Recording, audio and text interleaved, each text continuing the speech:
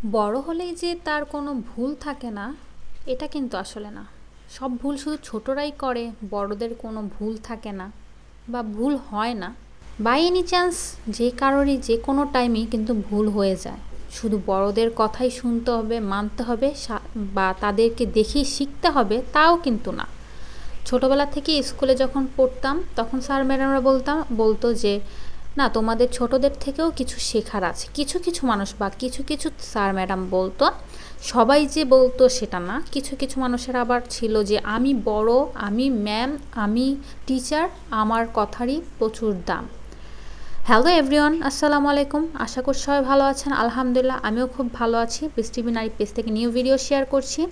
আজ off day, তাই গরুর মাংস, মাছ আর ডাল রান্না করব। চট্টগ্রামে আজ সারাদিনই বৃষ্টি, তো যখন ভয়েস দিচ্ছি তো তখনও বৃষ্টি হচ্ছে। সাউন্ডটা একটু নয়েজ আসতে পারে, প্লিজ ইগনোর করবেন। ভিডিওর ফার্স্টে আমি বলেছি যে বড়রাই রাইট, বড়রা এটা মনে করে।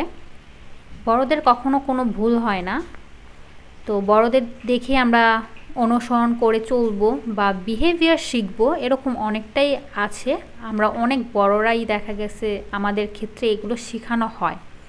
তো এটা বলার কারণ হচ্ছে, অনেক দিন যাবতই একটা ট্রোল দেখতেছিলাম যে সারেগামাপার মঞ্চে যে বিচারক ছিলেন তার সামান্য কথায় নেটিজেনরা প্রচুর পরিমাণে কমেন্ট করছে। কেউ ভালো কেউ খারাপ, দুটো কমেন্টই করছে। তার ভিতরে খারাপ কমেন্টে একটু বেশি ছিল। সেটা হচ্ছে যে বিচারক হিসেবে, জাজ হিসেবে তার এইভাবে কথা বলার উচিত হয়নি।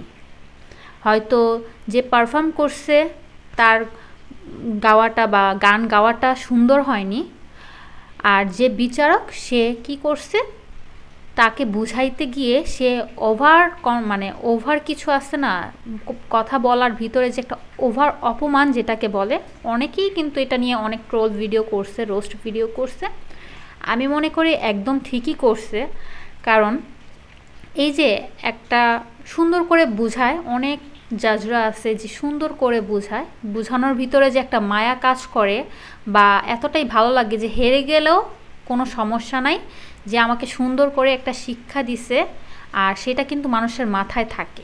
আর কিছু মানুষ আছে যে অপমানের মাধ্যমে কিছু শিক্ষা দেয়, সেটা কি মনে করে, হ্যাঁ আমি তো তোমার ভালোর জন্যই শিক্ষাটা দিছি, সেটা তারা অনেক ভালো মনে করে, কিন্তু এটা কিন্তু উচিত না। যিনি বিচারক ছিলেন তো তিনি কিন্তু প্রতিযোগীকে খুব সুন্দরভাবে যে অপমানটা করছে বা বুঝিয়ে দিছে, সেটার মাধ্যমে কিন্তু সে একাই একজন প্রতিযোগীকে বলতে গেলে বলা যায় যে অপমান করছে।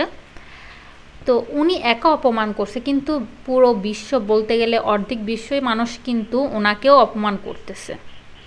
তার ভুলটাও কিন্তু ধরিয়ে দিচ্ছে যে উনি কিন্তু এভাবে না বললেও পারতো, সুন্দর করেও কিন্তু বলা যায় প্রতিটা বিষয়। এর জন্য আমরা অনেকেই বলে থাকি যে এই কথা জিনিসটা এত মূল্য, যে একটা কথায় পুরো সুন্দরভাবে মানুষের মন জয় করে নেওয়া যায়। আবার এই কথার মাধ্যমে কিন্তু পুরো বিশ্বে একটা যুদ্ধক্ষেত্র নামিয়ে নিয়ে আসা যায়, এটাই কিন্তু আমরা বুঝি। তো বড়দের কিন্তু এটা করা উচিত না। প্রত্যেকটা জিনিসই কিন্তু খুব সফটলি যদি বোঝানো যায়, আমি মনে করি খুব ভালো হয়, আর তার সম্মানটাও কিন্তু অনেক উপর লেভেলে চলে যায়। এই জন্যই না, বড়দের একটু ভাবনা চিন্তা করে প্রতিটা কথা বলা উচিত, যাতে আবার সেটা রিটার্ন হয়ে না ফিরে আসে। আমার এখানে রান্নাও কমপ্লিট। আমার রান্নাগুলো কেমন হয়েছে অবশ্যই কমেন্টে জানাবেন। আর আমার কথাটা হয়তো খারাপও লাগতে পারে, আবার ভালোও লাগতে পারে, কোনো ব্যাপার না। আজকের ভিডিওটা এই পর্যন্তই। সবাই ভালো থাকবেন, সুস্থ থাকবেন। আল্লাহ হাফেজ।